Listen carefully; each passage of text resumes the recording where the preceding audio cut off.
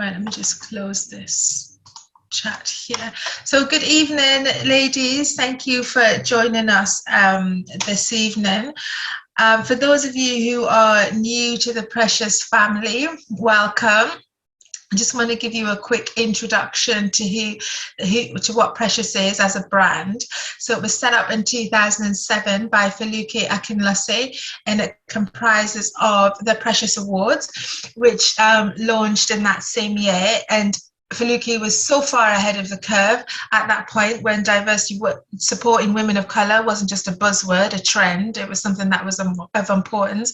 And the awards were set up to champion and to give a round of applause and acknowledge women of colour who were building their own businesses, as well as really making an impact in other organisations right across sectors, from finance to tech and everything in between. The Precious brand also has the Precious community, which we have via a WhatsApp group, and I really encourage you to get on the socials and you can connect with us then, so you can be part of the group.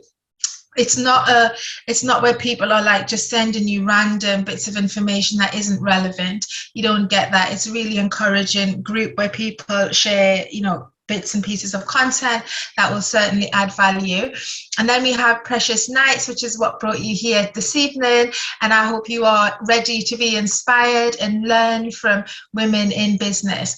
And then we have the Precious Magazine, which is the UK's longest online platform for women of colour. And I always say, if you're like looking to get your work out there, maybe you're at the beginning of your writing career, then I really encourage you to get in touch with us so that we can maybe help you be the first platform where you can get your work, published. And last but by no means least, we have the Precious merch, which you can find on our website and connect with us on our platforms at Precious Online, and you can link to the merch that way so you can support the Precious moving forward. Now, I also want to give a shout out to our sponsors, which is the British Library and IP Centre, which is part of the British Library. Now, in terms of the format of this session, the theme is change makers, and in a moment the panel will introduce themselves, and then I'll have an open conversation for around about an hour, and then at around 8 o'clock I'll open up to take questions from the floor. So do use a chat feature to keep in touch with us throughout, or there's the Q&A feature as well, so you can send your questions to us. But like I always say, this is about you getting as much information as you can and learning from the women that are in the room. Now, in terms of who I am, so my name is Arit, and I spend my day really, on the one hand, helping individuals to build careers they will enjoy, and then I work a lot with companies in the in the entertainment sector, so that's film, TV, and music, helping them to recruit primarily first and second jobbers, but I also do a lot of learning and development consultancy work with them, so that is much more about retaining talent within their organizations, and I do that with companies such as Universal Music, Warner's, the BBC, Channel 4. I do a lot of work with the BPI and a lot of established brands in those kind of key sectors. And I'm also a leadership and careers coach as well. And the panelists we have in the room today, we have Erika Brodnock, who is the founder of software companies Karisma, Kidz Limited and Cami. And through her work at the intersection of technology, well-being and product development, Erika has built products and services in the EdTech, child and parental well-being markets that disrupt and spearhead a path out of outdated systems. And Erika is also the Sky News resident parenting expert. So we can hear more about what that looks like in practice. And then we have Lorraine Copes, who's the founder of Be Inclusive Hospitality. And she's also a procurement consultant and life coach. And she spent over 20 years within the hospitality sector, successfully leading procurement teams for brands including Shake Shack and Gordon Ramsay's. but her company, Be Inclusive Hospitality, which she set up a couple of years ago to really support people of color in positions of influence and to help them develop themselves into positions of influence. And then last but by no means least, I must say also that Be Inclusive was a finalist at the 2021 Precious Awards. And last but by no means least, we have Kayleigh Benoit, who is the founder of award-winning high fashion brand Bind London. And Kayleigh left her 10-year career in teaching to launch her fashion sports brand, and which is inspired through her fitness and natural hair journey. She's designed headwear collection that promotes inclusivity in the fitness and wellness space. And Bind London won the Startup Business of the Year award at the 2021 Precious Awards. So, ladies, welcome this evening. Thank you. Thanks so much for having us on. Yeah, so I want to start just by asking you to talk to me about that first stage that, okay, I have an idea to start my business, but how did that idea manifest itself into action? So I'm going to start with you, Kayleigh, Miss Award winner, in your gorgeous velvet, I've decided, dress. Thank you. Hi, everybody. So as Arit said, I got the idea whilst I was still teaching in full-time employment. I was reading the book Slay in Your Lane, the Black Girl Bible, and that was where the idea sparked. They had a fantastic chapter on business, very aptly called When Life Gives You Lemons, You Make Lemonade, and they discussed how sometimes there's a lack of representation with mainstream brands, and as Black women, we can solve the issues that our community needs. And I was going through the challenge of my natural hair, being 6 months into my natural hair journey and just suffering at the gym, thinking I didn't think this through when I got to the gym, and just spending forever trying to, work on my hair, taking longer on my hair than I was actually at the gym. So I was thinking, what is out there for someone with my hair type? And not that much, to be honest with you. So I kind of delved in a bit deeper. I had the summer holidays. That's when I read the book, and I thought one idea just compounded into another and another and another. And then I decided I was going to fangirl Yomi and Elizabeth, the authors. They just happened to be at the British Library. So my very first business event was there. And I found out about the British, the Business Centre, and I had absolutely no idea it existed. Decided I was going to attend every single business event there was. And my third event was a Precious Nights event. So yes, I'm very grateful to Precious Nights and all the inspiration which led me to launch By London. I love that. I wish I'd known before, because beneath all of this is like a shortcut, and I shaved my head because of going to the gym and not being able to manage my hair afterwards. So I needed to know you like 10 years ago. And what about you, Lorraine? Because you've led a career full-time in procurement and hospitality, and now you're on the other end, in a sense, supporting talent, procuring and supporting and developing talent. So tell us about that journey from kind of employee to entrepreneur. So the idea was born maybe 5-6 years ago, actually. So I've always been big into psychology and self-development. And I guess looking at myself as someone where my parents are both, working class.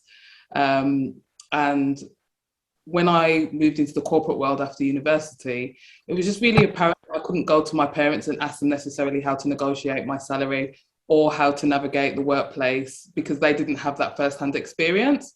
And so something that's always been with me is the fact that there are many of us who are either first generation, going to university, entering the kind of corporate workplace, and not having the networks and the know-how on how to move. And so I was really fortunate in that I had, a lot of supportive mentors and people around me that really supported my career to help me move forward.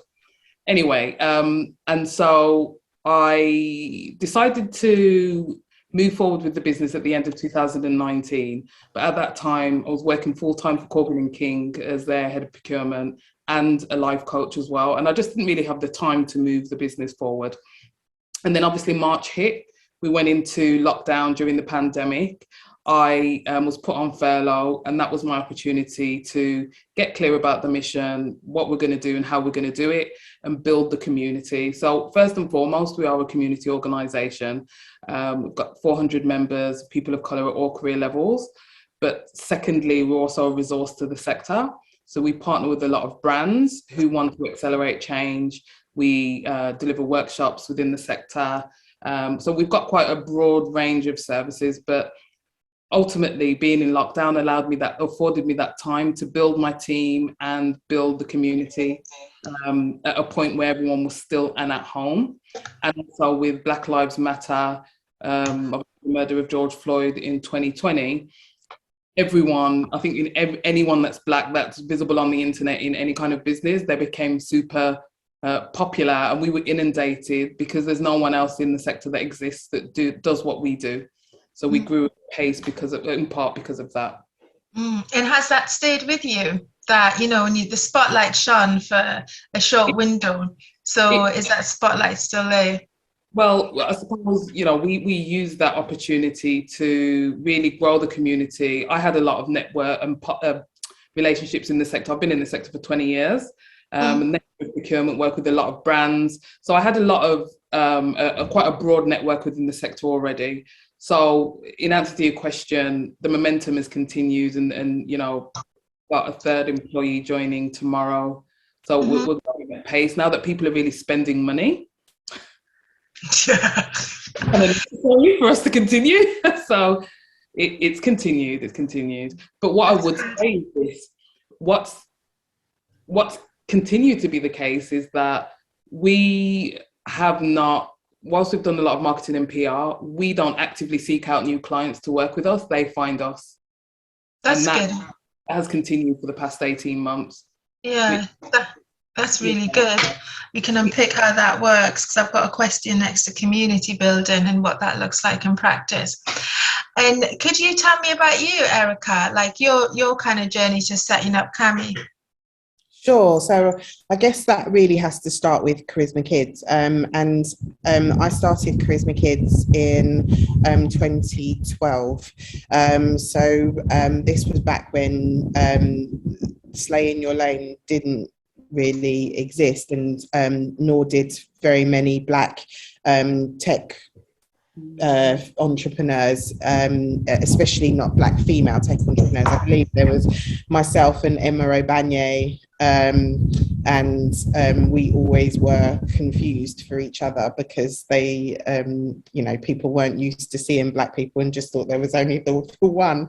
So it was an interesting time to start a company, and I was able to get back in at the time from Waira and Unlimited, and Karisma Kidz was a gaming platform that helped children between the ages of 3 and 8 to develop emotional intelligence skills. We won 60k of funding from Waira and Unlimited at the time, and was able to really, in total I raised £280,000 as a seed round, and grew Karisma Kidz from my kitchen table to being preloaded to around 15 million devices, and in the end we kind of helped around 8 million children to develop those emotional intelligence skills, which is probably one of the best things that I've ever done. And that started from me wanting to ensure that my children were able to develop their emotional intelligence skills. So I'm a mum of 5. I spent many years working in local authorities. Yeah, my children range in age between 24 and 14. And so I spent many years in local authorities delivering parenting programs and just trying to be the best parent that I could be to to my children, and then started to share that knowledge, both on Sky News as one of their parenting experts, but then also through the Karisma Kidz platform, in which we use games to help children to develop those skills. I really struggled, as did Emma, as did anyone that was Black in the tech industry at the time, to garner the support of the people that could enable your business to fly. So whether that be investors or enablers of business at that time. And as a result of that, I went off and I did an MBA, and then I did a year-long fellowship at King's College London and started a PhD at the London School of Economics. And I started to do a bit of research around what really worked in terms of getting your business funding secured so that you're able to build a unicorn. I think it's really important. That's good. Yeah, because I mean, Black females have so much to give.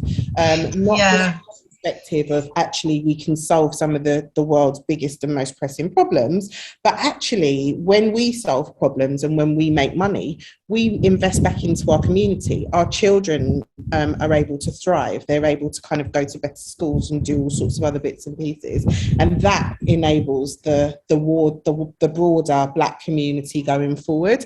And so I'm passionate about trying to make sure that even as I build Cami, that supports working parents.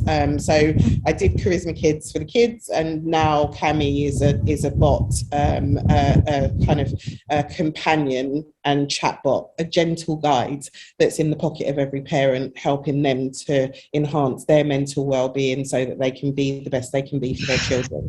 Thanks, Erika. I'm going to come back to the bit on finance, because it's one of the things that I'm very passionate about as well, when it comes to raising finance for your business. But there's something I just wanted you to clarify for people in the meeting who might not understand what emotional intelligence is. So if you can talk about more what that means in terms of, kind of equipping and helping your children to develop that. Yeah, so I guess my simple explanation would be emotional intelligence is the understanding of how you feel, why you feel that way, and what you can do to shift to a more enabling set of emotions. So I teach children, parents, all of us to embrace all of the emotions that we feel, because I think that when we fight emotions, they persist. When you kind of accept and acknowledge an emotion and understand what's going on for you and how you're feeling, why you're feeling that way, and what you can do to shift, then they become transient and they pass. And that's exactly what emotions should do.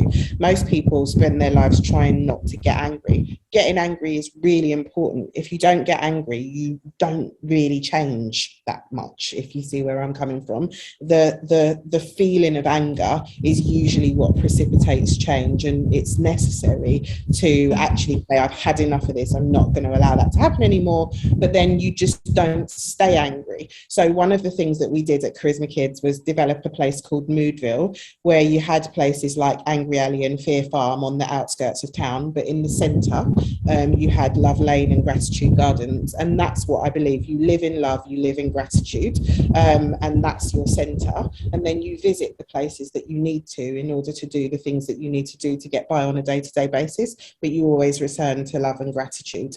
And so teaching children that, teaching parents that, has kind of become a key component of my life's work, and that is emotional intelligence. Brilliant. Thank you for summarising that. Just to touch on the finance section, because I know, Kayleigh, am I correct in understanding that you raised some money via crowdfunding? I did, yes. Yeah. Into the pandemic, I thought. Sorry, say that again. I missed that. You dropped out of my sound there. Say that again.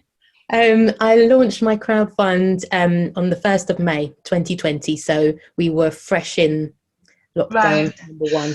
Yeah. So could you explain how crowdfunding works and what it looked like in practice for you?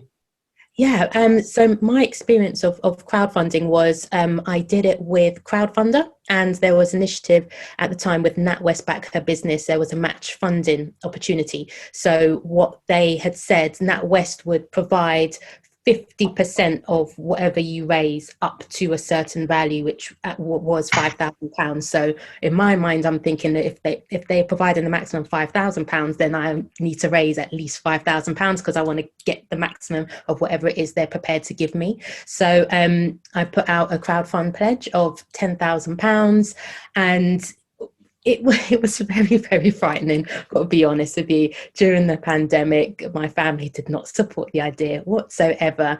And I had all these big ideas pre-lockdown of how the crowdfund was going to go. I was going to do a photo shoot, I was going to do this, all this preparation, and that just went out of the window. No samples, no products, no drawings, nothing, like literally just my mouth to talk. And I thought I have to do it because the hashtag for the brand is Brave Bold Bind. So I'm like, if I'm not going to be brave and bold in doing this, then as the founder, I can't go and get anybody else to be brave and bold. So I thought I'll do it for the experience. If I get it, amazing. If I don't, at least I put myself out there. And it was an all or nothing crowdfund also. So it was either I get £10,000 or I get £0. So it was 35 days of graft. I've never grafted so hard in my life. And it paid off really well, showing the journey on social media and showing the pledges go up, and people really supported. And I thank every single person, 225 people to be exact, pledged, and very grateful for it, because those were the funds that helped to launch the brand. So, and so when you say like you had you had to flip basically your whole marketing plan, right, to support your crowdfunding campaign because of the pandemic. So were you, because I think it was Lorraine that mentioned the word community earlier on. So was that money generated therefore through the community of people that you had, you know, with his family, friends, on your Instagram, on your social media rather? The community actually grew throughout the crowdfund, which was amazing. So all of my first customers, my day ones, I call them, they were all predominantly from the crowdfund. So my very first pledges were friends from mentoring groups, because like I said, my family didn't support until the end. So they were like, we'll watch and see how this goes. So friends from mentoring groups, because they knew I had this, I had the plan to do the crowdfund, and two of my friends had actually crowdfunded just before me. So they supported first, and then from there got people to kind of share, and just constantly being omnipresent on socials 24/7. It was just as well as I was home during the pandemic, because I was able to just blast it constantly. I think I bugged people with screenshots of the crowdfund page about 10 times an hour. But you got your money. You got your money. And in terms of you, Lorraine, how did you kind of fund the business? Because you mentioned earlier that you were on furlough, so that gave you time, in a sense, to really start to test the market, as it were. But was there any kind of financial requirement on your part? Did you raise any money? Yeah, I mean, I bootstrapped it for the first few months, a small amount. But we raised money through a number of routes, really. We again, leaning on my procurement background, any initiative that we delivered, we accessed sponsorship, so brand sponsorship. We had a variety of services that we offered to the sector that they would in turn pay us for, so consultancy. We did eventually get our first grant fund, which was last July, and we also got a second in January of this year. But our business has largely been kind of mobilised through revenue and just diverse revenue streams. Could you talk about what they are? Yeah, of course. So for a period in time, we had a jobs board, which I've now delisted. So that was one. We have event sponsorship. So again, any event that we run is sponsored by a third party, as is any initiative. So our mentorship schemes. We are a diversity and inclusion in consultancy as well. So we deliver workshops, we act as a soundboard, advisory, we conduct culture audits. Is that all of them? I think that it is. We also run campaigns for businesses, because I mentioned to you about community and building a community during 2020. So being the first of our kind, there's a lot of people of colour within the industry that have felt pretty alone in their career space, as have I. And so a friend of mine volunteered and helped to build a community. So we now have 400 members at all career levels across the sector. And because we have built that community and continue to build that community, a lot of businesses reach out to us to access our community, right? Obviously at a fee, usually come as expecting it for free, but ultimately it took time and resource to build that community. So we're not then going to offer it out to a third party for free charge. So those are the kind of main income streams for sure. But fundraising is something that we'll be focusing a bit more on this year. So fundraising was another income stream actually, and donations. It wasn't something that we actually asked for, but a lot of businesses and individuals did it off their own back of supporting the cause. But we're going to get really targeted about how we support our ambassadors to represent on our behalf this year. Right, okay. So far when it comes to financing, for those of you in the room thinking about or looking to raise finance, we've got crowdfunding, which is something that you can do yourself. And you've also got grant funding. You've also got sponsorship as well to think about. And then it's leveraging, because what you've leveraged in a sense, Lorraine, through your different revenue streams is your my brain has just died, is that there's some from the consultancy side, from really addressing key problems that businesses are facing around diversity, equity and inclusion. And it's almost like spider graphing that and thinking, where can we support and also generate a revenue from that? I tell you what, actually, the starting point for everything we do is how we can support change for people of colour within the community, actually. So the community are employees and entrepreneurs, and it starts there. That's the why of the business. Yeah. Now, what I know for sure is that, can we educate leaders within the sector? Yes. So to date, we've delivered workshops for about 500 leaders across the sector.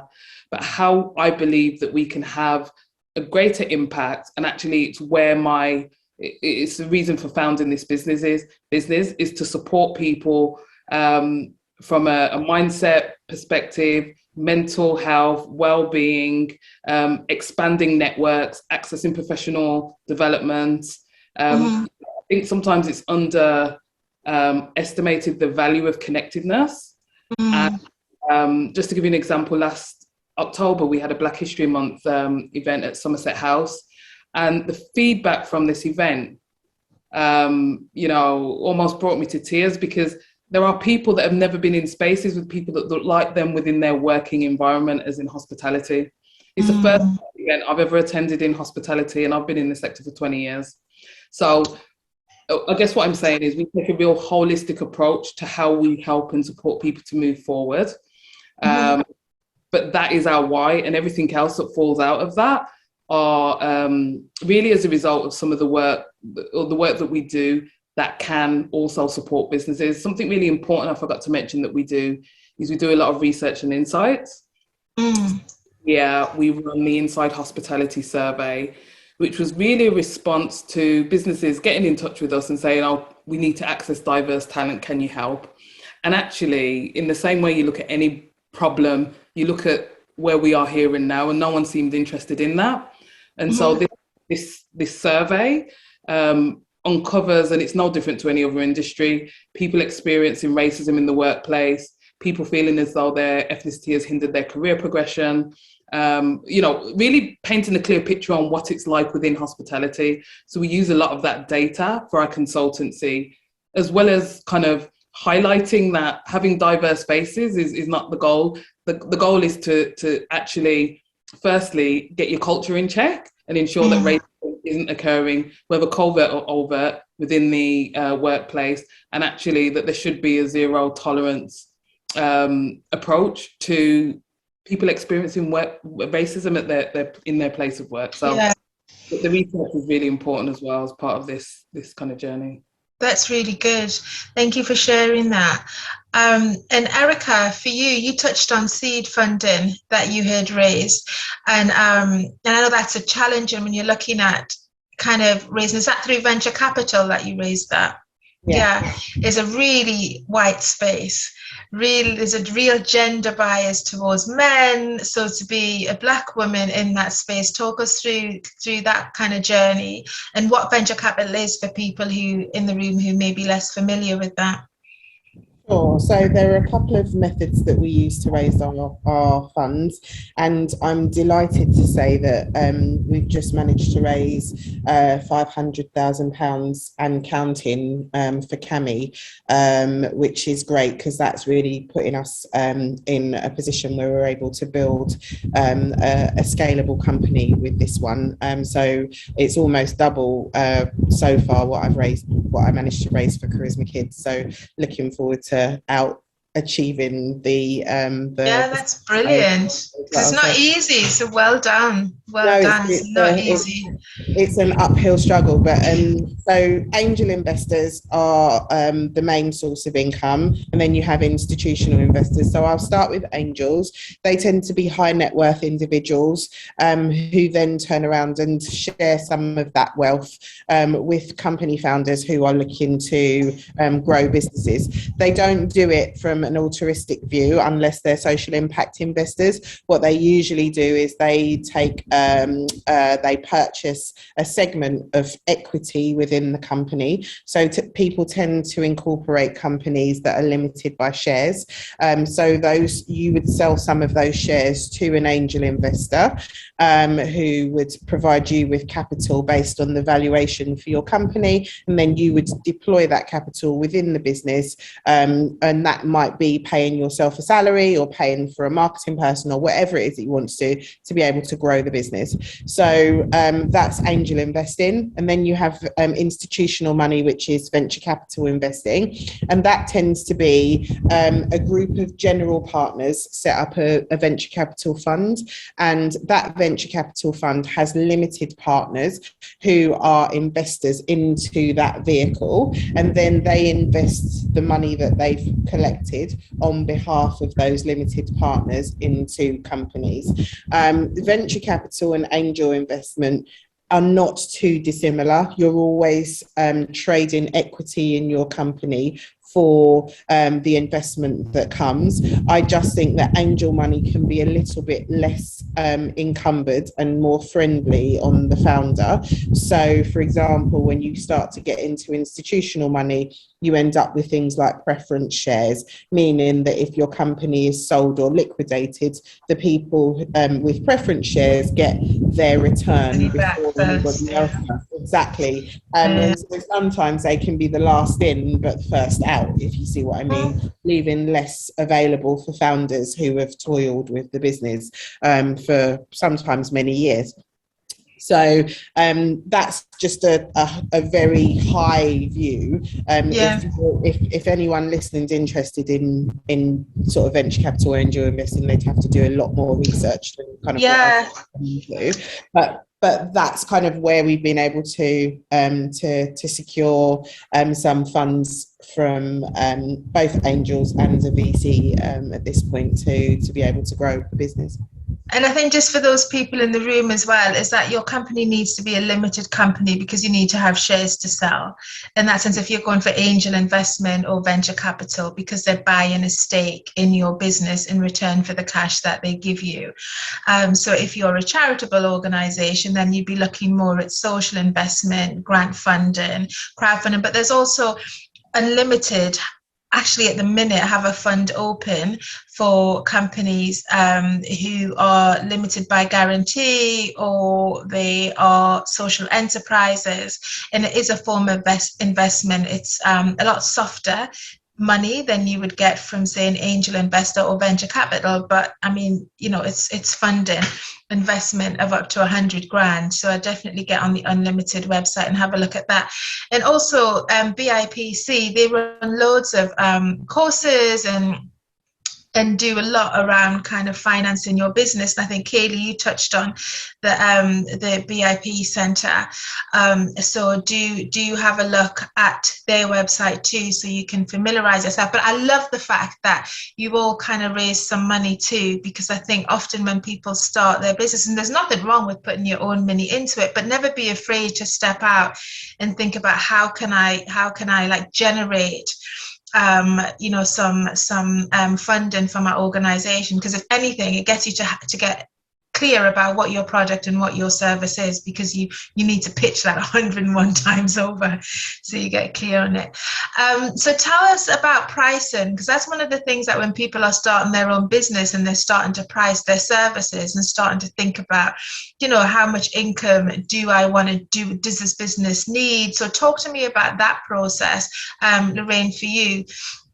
Like, how do you know how much to charge? Well, I keep on referring back to what my day job has been, which is procurement. And in everything in life, you should benchmark.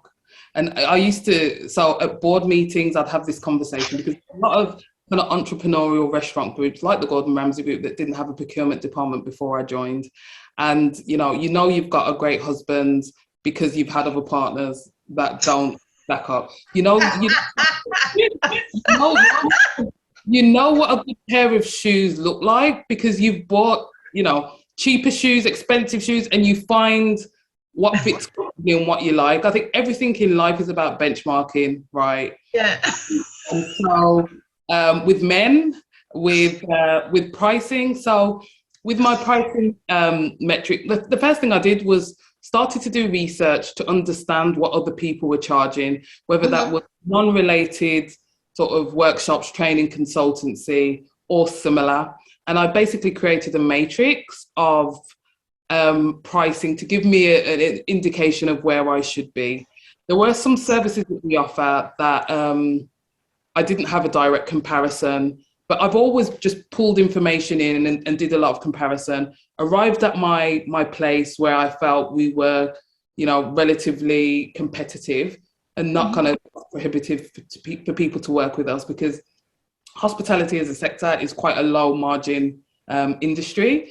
And, so that was 2021 when we went through that exercise. And then in 2022, for a number of our services, we've increased the price, because the reality is that I'm very much mindful that we are the only business of its kind operating within the sector. We're producing our first impact report, actually, but from the feedback that we get from every initiative that we run, we have feedback that supports that the work that we do is effective, whether that is a mentorship scheme where like 40% of the people on the scheme secured jobs, promotion jobs, or moved up whilst on the scheme, because we've got the stats to support that what we do is effective, and we are the only ones, and we're very visible within the sector. I think it's really important that you're paid in accordance to the value that you bring. Yeah. The data that we've got that supports that value, the higher the price is going to go. Now, obviously, there's a ceiling to that. We want to remain affordable, whether you're an SME working with us or a global brand. But ultimately, if you want value and real impact, you've got to really pay for that. Yeah, I agree. And I think what you just touched on there is really important, is value, value and the impact, and incorporating that into your price. Because I think when you can measure that and you can show what that return on investment is going to be, then it becomes less about, calculating your hourly rate in that sense. I think it's a really good metric to use. What about you, Kayleigh? Because you kind of like, you got products, you're B2C. How does that work for you in terms of pricing? So, Brown London's still a baby. It's 12 months old, and there's 5 key pieces in the debut collection. So I like Lorraine, use data and research. So desktop research, I went out there into the market. I went and saw what was currently out there and looked at the prices there. And also I did some field research. I did a survey and interviewed a couple hundred ladies and found out where they currently shop, trying to find out my avatar, basically my perfect customer, where they shop, what are their habits with spending and things like that. So it's aligned. So research, also positioning, because it's in terms of long-term vision, I want to see Be London in department stores and things. I have to think in terms of prices, where does that sit, where does that fit? And then also if I do like 10% off or 20% off, it doesn't go too low, so it's finding the right balance, so it's not super high but it's not super low. And also in terms of value as well, providing that value. I really love that Be London. I've deliberately created it to be super stylish. There's a head wrap, there's a head scarf, there's a hijab, there's a do-rag, and there's a headband. And they're all very beautifully designed. A lot of effort has gone into the designs, but it's also sweat wicking for all hair types and textures. So it's got that double value. It's the stylish element and also the practical element. So I'm like, well, we're providing the solution, so the price needs to match that value. So that's how I sorted the prices. And are there projects in the market similar to yours? Yeah, I mean, of course, I'd say, similar to, if you're gonna, I'm thinking randomly, like you launch your own brand of bread, there's always going to be lots of other brands of breads. There's lots of, sports headbands out there. And what I actually did as part of my research is I set up a YouTube channel just to quickly record, like trying different pieces of headwear that was out there, just to see what worked. And for me, it was like the ones that looked really cute and cool weren't as sweat wicking as I liked, and the ones that did the trick weren't that stylish. So I wanted like a real happy medium. And also there wasn't as much out there in the UK. The US have certain brands, but boy, by the time you pay those shipping fees, that's a lot. So yeah, something UK based that's really stylish, sweat wicking, and just really caters to everybody was the solution that is Be London. But I think it's a real niche though, isn't it, that I think you can really exploit, like supporting Black women, in the way that you are. And there's lots of potential there for your project. Like this is like totally random, but I'm going to drop it here. Like I'm a massive Real Housewives fan. So Real Housewives of Potomac, Robin did something similar. She created a cap that was it has was it silk inside to protect her hair. And her sales have skyrocketed just by changing your regular cap to support Black women's hair. So I think there's a lot of potential in the market. And for you, Erika, when it comes to pricing, like what's your kind of revenue model? So our revenue model is actually a SaaS product that sells into employers that want to support their workforce. So we support the mental well-being of parents as they journey along that transition, and we do everybody that's kind of from the place of thinking about their fertility right the way to actually, for whatever reason something's happened.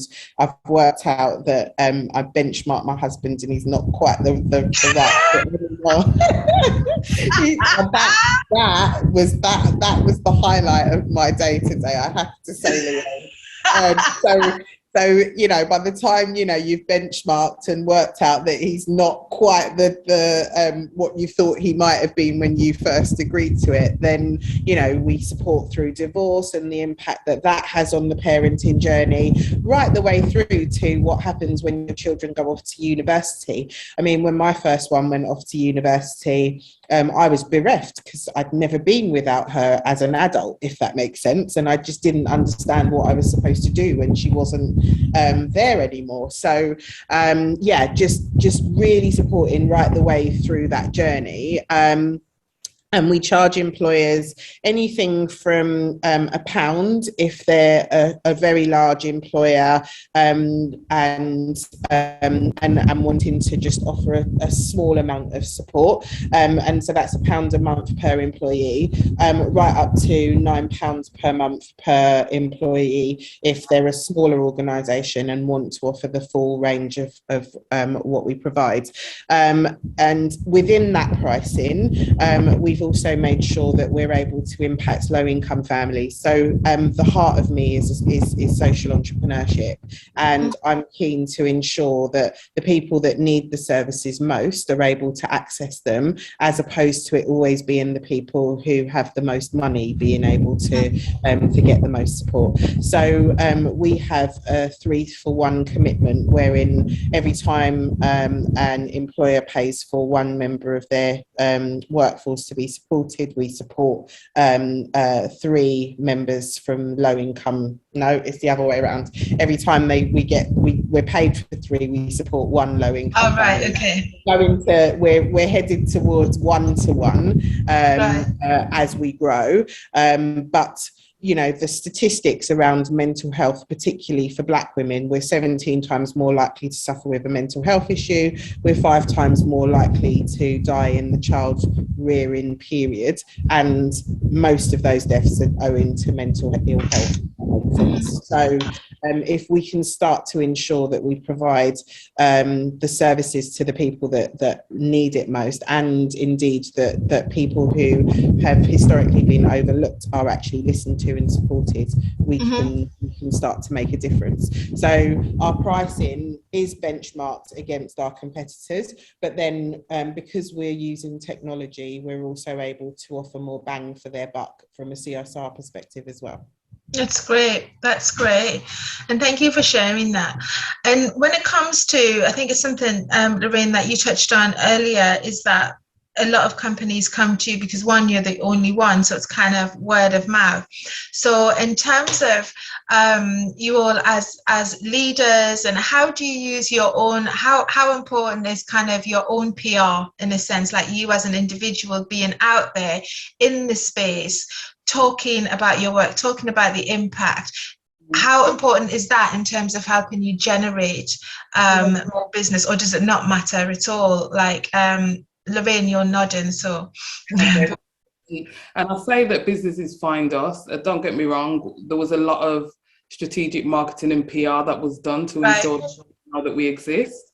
And, you know, interesting that you say that. So in 2020, when we launched, and we got a lot of PR, a lot of press, like, you know, the Metro, Evening Standard, and a lot of trade press. And I was having slight anxiety every time that my name popped up on Google alerts, for 2 reasons. The first is that I quickly learned that when you do an interview, what you say, depending on who you speak to, the funnel it goes through and how it comes out is often very different. And the second is that I didn't start this business for me to be visible personally. I don't care personally about being, you know, visible anyway, to be honest.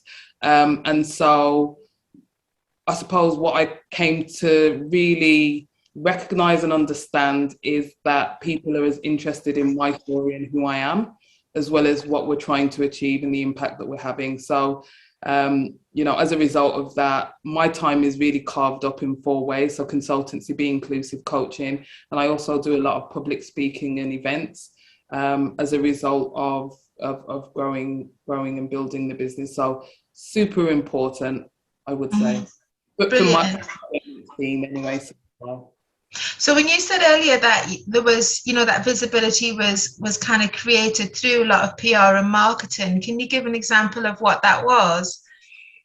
From a PR perspective? Like, yeah, so, you know, there was a lot of press around you. Like, what sparked that? Well, the fact that we exist. Launched, yeah. I mean, the fact that we exist and the type of work that we're doing, and again, we're the UK's only professional network of people of colour within the industry, within the UK. Sorry, there's no similar organisation across Europe either. You know, we were the first to develop initially a mentorship scheme, which was something that we could do in the pandemic with very little cash. We're the first to, so Uber Eats recently, we worked in partnership with them and Enterprise Nation, and they had a Black Business Fund for restaurateurs, and we were part of that. So a lot of the initiatives that we're running are first.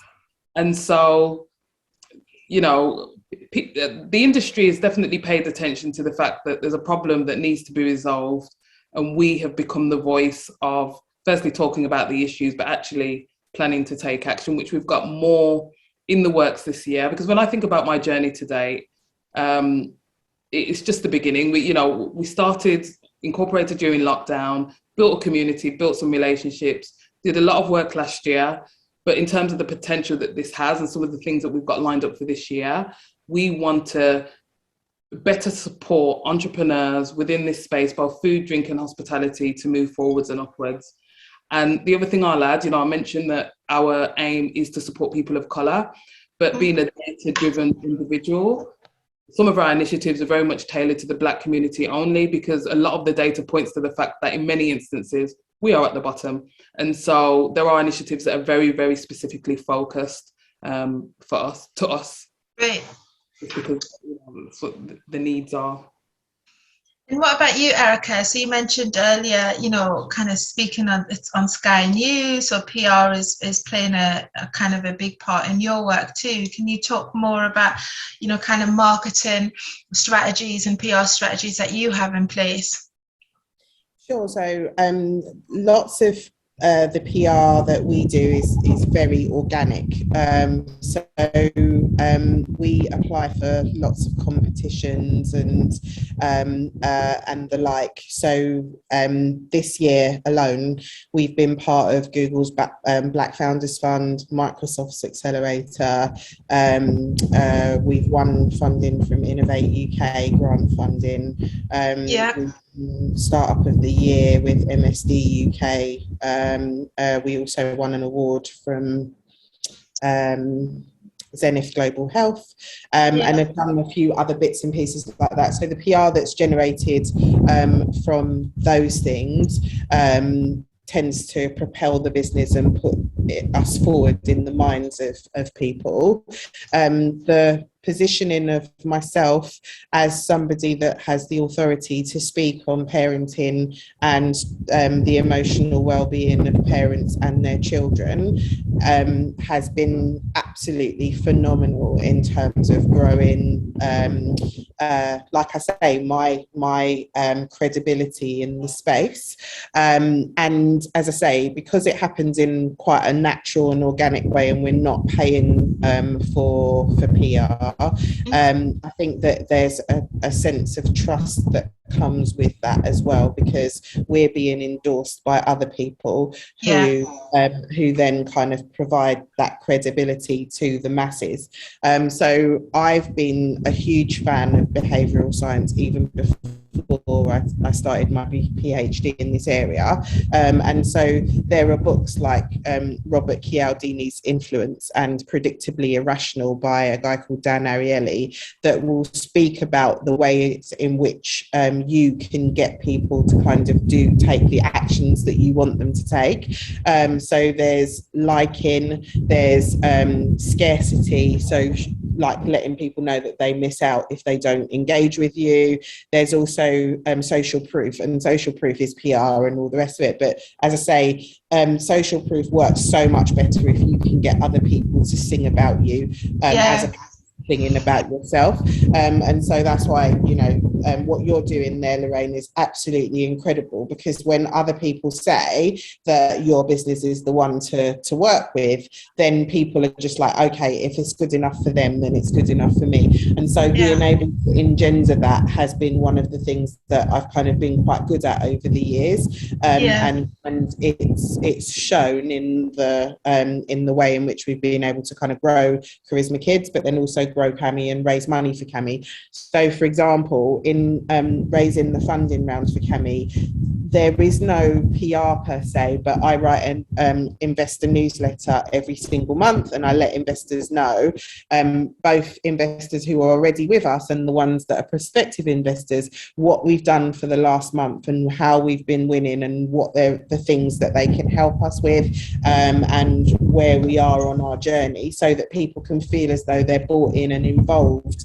with the journey. Because again, getting people to buy into you, what you're doing and how you're doing it is the way in which to kind of get them on board. And obviously Kayleigh spoke about that with the crowdfunding, but it's doing some of these things on purpose and doing them every day that really makes the most impact. But it can be organic. I think that's kind of the target. But it's also that your work is really speaking for you. Do you know what I mean? The impact and the value that you're generating is speaking in volumes for you. Well, that's it. I mean, if you always, as a human being, try to add value everywhere that you go, that tends to follow you. And again, I do a lot of what I do. As a child, I kind of grew up experiencing quite a few traumatic events that I didn't deal with until I was an adult. And the way in which that impacted my mental health, I don't want other children to have to go through that. So because of the drive that kind of belies what I do, and the reasons that I want Black women to succeed, for example, everything that I do, you can feel that passion, you can feel the heart of it, if you see where I'm coming from. And it's easy to join the movement. Yeah. I really like that. And what about you, Kayleigh? Because you touched on kind of building community and people seeing you, because they donated because of you. You know, they connected with you. So tell us about like marketing and PR for your brand, what that looks like. Yeah, it was very organic at the start. I learned a lot of skills through that crowdfund. So those 35 days of graft, definitely learned a lot. I learned the power of being in the press and how that really helped. 1 week into the crowdfund, managed to get a feature in the Metro, and from there got a lot of pledges from that, and people off their own back shared it, and that was really great. And I really started to learn and understand the power of multiple voices champion you. I'm one person, I can only say so much, but when you've got lots of people who buy into your story and your journey and why you do what you do is amazing. And if they can then relay that to other people, then that is really powerful. So I saw the power of that in the crowdfund, and I always share my journey with what I'm doing with By London behind the scenes on my personal profile, and then obviously on By London is all the professional looking stuff, and then the personal profile I'm like, I don't know what to do. But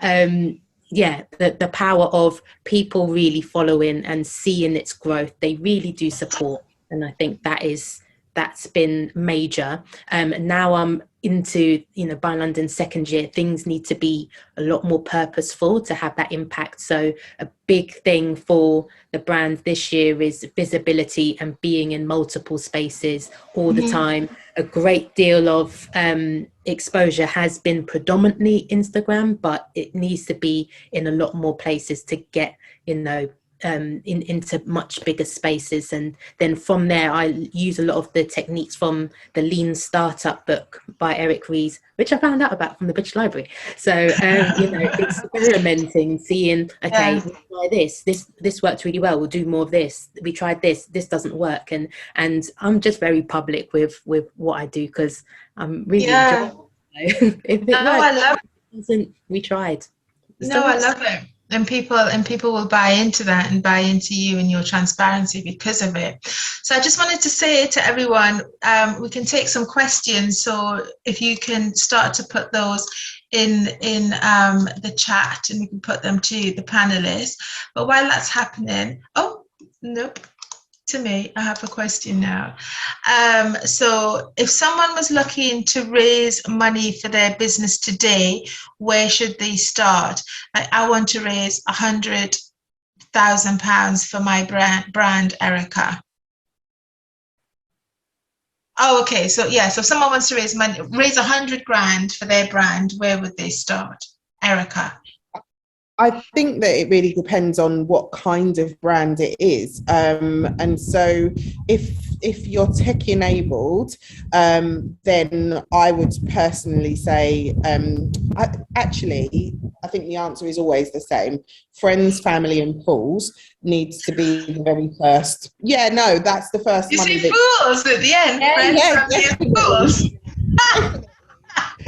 Friends, family, and fools. The three F's is definitely the best starting point for any money that you're going to raise, and that's because of the power of momentum. So you go to your friends, you go to your family, you go to a few fools who are willing to put money into something that they don't really know how it's going to go or what's going to happen, and how it's going to pan out, but actually the very first money that you get, you can then use to leverage more money. So Kayleigh, you managed to be successful with a crowdfund, and you started from zero. That's really, really rare. All of the data shows that most people have already raised between 40 to 60% of the money that they're trying to raise on the platform before they go live with the campaign. And that money comes from friends, family, and fools. And then you turn around and you build upon that momentum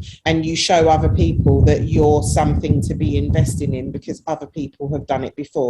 And that's using all of the rules of influence that I was speaking to about before.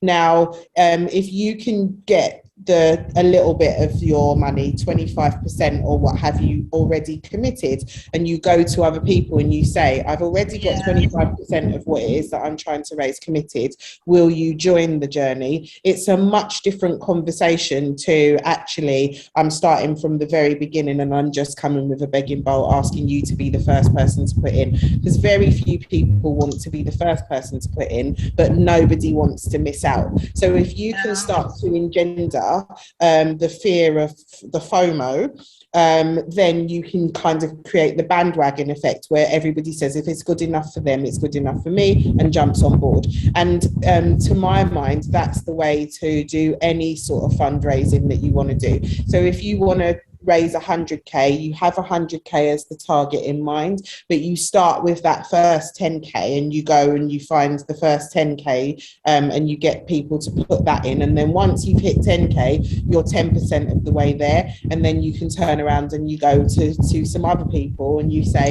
I've got 10% of the money that we need, here's the plan for what we're going to be doing with the money, and then you build upon that until you get to 50%. When you get to 50%, that's when the fools come in, because they are just going to follow what everybody else has been doing and jump on board without asking too many questions. And genuinely, that is that would be my advice as to how to do it. And you probably have found that, Kayleigh. The people who read the Metro didn't know you, didn't know what you were really doing that much. They just jumped on board because they saw that other people were on board, and why not? Do you see where I'm coming from? I love that, but friend, family, and fools. I've never heard the 3S like that before. Okay, so I think these questions are coming direct to me. So equally, so if you feel that, feeling a bit nervous about asking your question, then you can send it direct to me. So hi, Kayleigh. How long did it take to create your collection, and did you have design experience beforehand?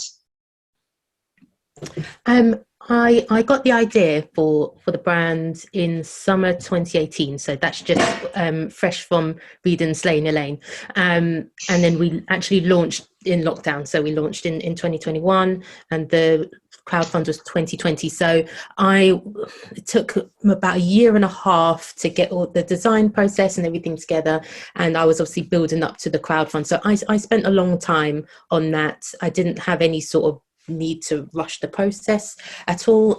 My previous background, no design experience, I'd never gone to fashion school or anything like that. I did study art at A level, but my main driver was my personal experience of being a black girl with natural hair at the gym, and loving to shop, and knowing, being very clear in what I wanted. It didn't take that long to get the designs together. I knew I wanted like a signature monogram print, for example, that you see in like certain designer items. I wanted that to be a staple, that signature BL print. I wanted the signature color. A lot of people know the yellow and the bright yellow, it just pops. It says energy, you can't miss it.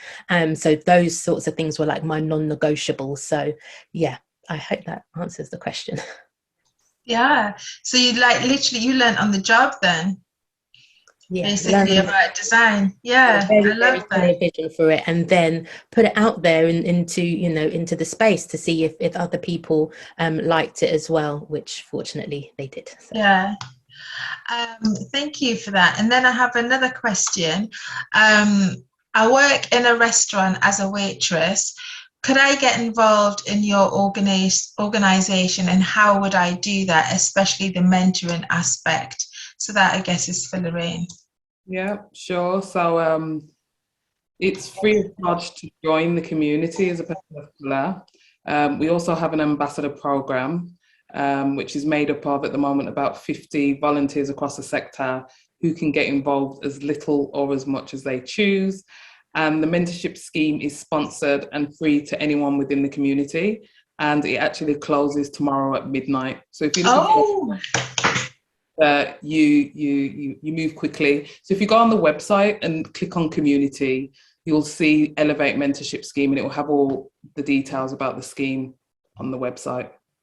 Right, and we put those web addresses are in there, everyone, so hopefully you can access that. So what's been your most pivotal moment in business so far, Kayleigh? Oh gosh, I don't know. Oh gosh, put me on the spot here. I don't know. I do know. I'm just trying to search the answers. It's been a roller coaster experience already in the first year. I think a lot of key lens I actually got before it even launched, to be honest. Making the decision to leave my career was a big one.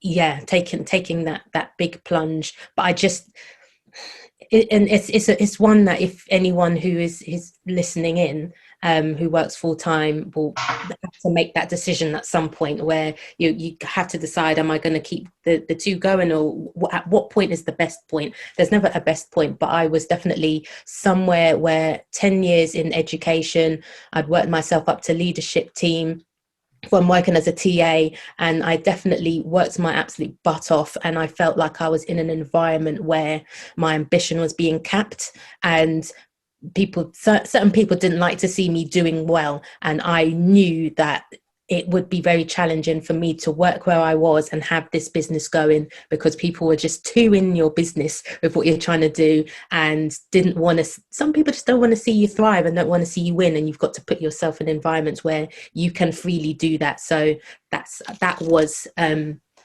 big decision to make, but yeah. Thank you. It's always it's not an easy decision to make, but it's sometimes there's going to be a point in your business where you're going to have to make that. Yeah, kind of go for it, just jump off a cliff. Yeah, and get all in. And what about you, Lorraine? What's been your most pivotal moment in business so far? A bit similar to Kayleigh, actually. So, a bit dissimilar. I was on the board for the past couple of businesses that I've worked within. So it wasn't for me about progressing. It was more around the spaces and the environments that I was within.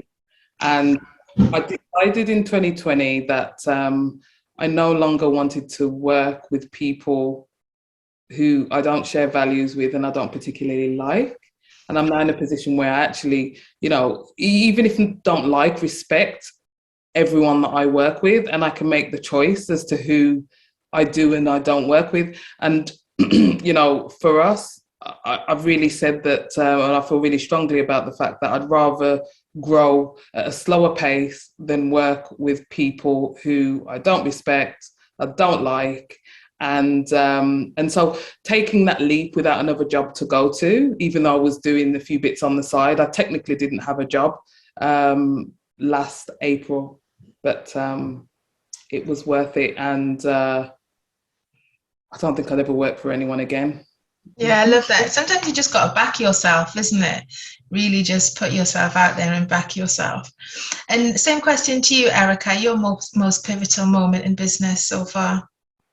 Gosh, I think there have been multiple, but the most was, I think the point at which Karisma Kidz almost died. I remember it being just before Christmas and a funding round fell through because one investor decided that they were going to call the other investors and sort of say that, you know, if they didn't put what I would call shackles on my feet, I might run off with the investors' money. And it was a moment of intense pain for me, because I didn't do anything to deserve it. The only thing that was wrong with me was the fact that I was a black female and they weren't used to investing in people that looked like me. Therefore, they didn't trust that it would work out okay.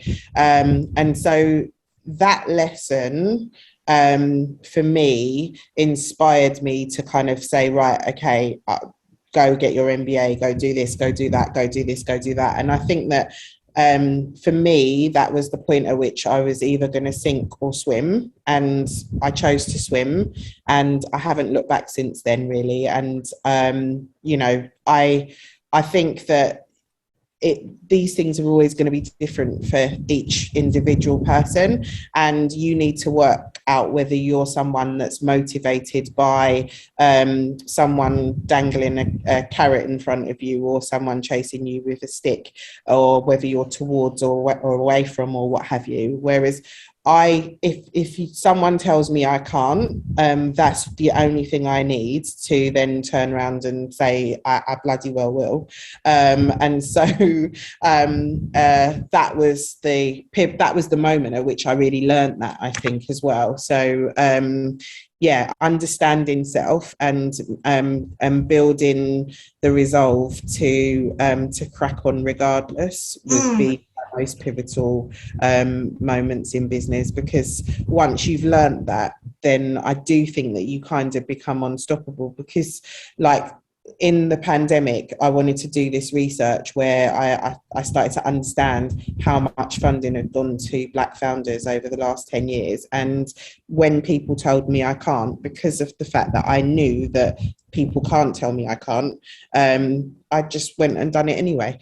And you know, you just kind of, I don't know, there's a point, there's a threshold that I managed to hit where I was just like, I don't have to listen to the noise.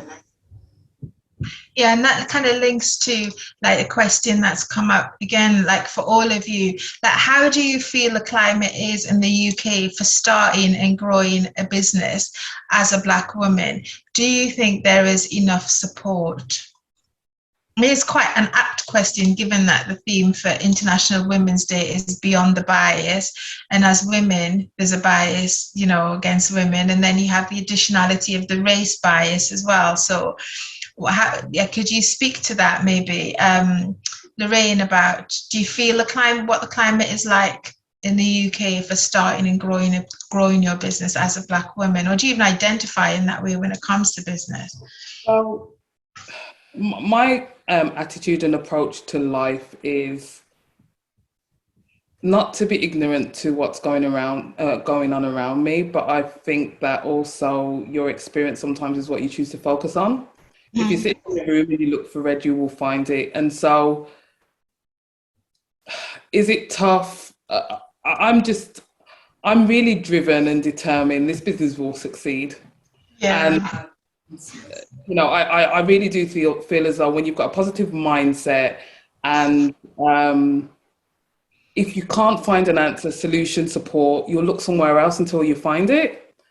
And so I don't really have those conversations about how it is to be a Black woman, because I've never been anything else, so I can't compare. But what I do know is where there's a will, there's a way. And that's my philosophy, and that's how I live my life. And for that reason, I've always achieved what I've wanted to achieve. And I think mindset is such a really important thing, because barriers exist, absolutely. But yeah, I've just really, I hear you. I work on the basis that, barriers exist, but actually there's another way. There's always another way. Yeah. I think that comes to that whole nature of entrepreneurship, isn't it? Is you have to find a way to make it work. And I think so in many ways you end up, you're wired like that. What about you, Erika? Do you feel similar to Lorraine or different? So I'm going to be a bit controversial here and say that I've done the research because of the fact that actually the world says, let's not look at this and let's just crack on and work 10 times harder and get half as much or quarter as much or tenth as much or whatever, and that's just our plight as Black women, so we just have to get on with it. And I think that there are a couple of approaches to this and that we need to be looking at all of the approaches. So one approach is that you do work a bit harder as a Black woman, and you do crack on and you do overcome all the obstacles and you get there in the end, and then you lean back and you help other Black women to do the same. And then there's also the approach of saying, this cannot continue. This has been going on for millennia, and we are here too, and we deserve, and we are, you know, we have just as much, we're as human as everybody else. Lots of the propaganda that was spread at the time of slavery centered around the fact that we didn't have the same feelings, the same emotions, and so many of the disparities that we face in the UK now that are always put down to being American problems, which are actually UK problems as well, are centered around that same narrative. We're more likely to die in childbirth because we're not listened to, because they think that we've got thicker skin and that we don't feel pain, and all of these myths are there. And until somebody starts to say, no, that's not true, and this is the truth of the matter, then I think that we just keep replicating the same old story, if that makes sense. So I think that it is important that we understand that we just have to make lemonade when we're given lemons. But then I also think that somebody has to turn around and say, stop giving us Ras lemons because we don't deserve them. No, well, it's that simple. So someone has to say that. And if I'm going to be the one beating that drum, then okay. But we absolutely have to get on with beating that drum, because if everybody else is getting something that's beautifully sweet, strawberries, and we're the only ones getting lemon, we need to kind of start to correct for that. Otherwise our children are going to get lemons, and I'm the mother of 4 boys, and I don't want them to grow up in a world where they're still having this same conversation because International Women's Day is only about one type of woman. We're all women. We all need to be able to have the access. And you know, some of the research that I've just done on behalf of the LSE and MasterCard, when you look at the disparity of pay, the disparity of treatment, the blockages to promotions that we're experiencing, the fact that we are least likely to be in the top 1% of earners, the fact that we're least likely to be able to raise money for our businesses, and all of that culminated together means that, you know, what chance does the next generation have unless this generation turns around and says, no, we cannot have that anymore. We pay our pensions and we pay our taxes. If you're using taxpayers' money, we're entitled to some of that. So, you know, I feel that we have to start to take a stand and correct for the unfairness, and then we also need to be the best that we can be and overcome those barriers while they still exist. But then most importantly, when we do, we need to lean back and make sure that there's a platform for others coming up behind us. Because one of the key things that you see with women in general is that once someone makes it through that glass ceiling, they turn around and say, well, yeah, or they pull up the ladder, or they say, well, I had to pull up my bootstraps and make it myself, so you can do that too.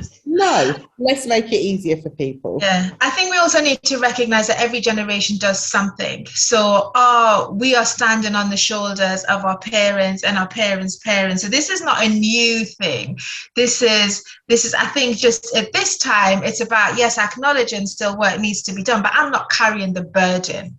Do you know what I mean? I think at some point you have to release the burden and do what you can do within your sphere of influence.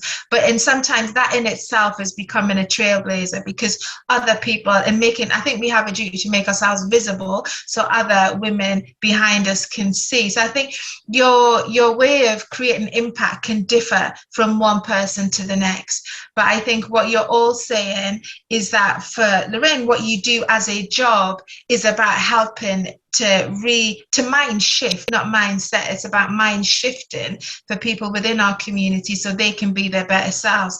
For you, you're leading by example.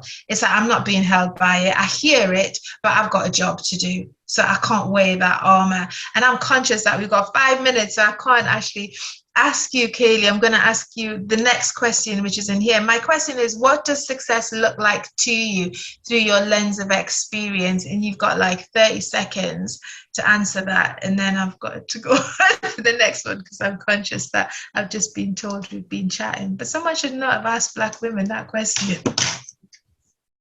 Oh gosh, 30 seconds. There was so much I wanted to say about the previous question. Sorry. But, in terms of what success looks like, obviously making Be London as successful as possible, seeing more inclusivity in the fitness and wellness space, and having, Kat, people feeling more encouraged to do so because of the brand, and being successful in paying it forward, which is kind of, in line with the previous question, making hopefully other aspiring entrepreneurs feeling like, if Kayleigh can do it, if Be London can do it, so can I. And then it compounds and creates that legacy, not only for my family, but for other families and their generation. So it becomes easier for the other generations coming up. That was over 30 seconds, I'm sorry. No, but that was fine. You deserved your time. And now I feel remiss of myself. What was it you wanted to add quickly? I will give you another 30 seconds to add to what we were talking about earlier. I mean, pretty much in line with just paying it forward. I mean, the reason is it's a question that gets asked a lot, like with the climate, like, is it the right time?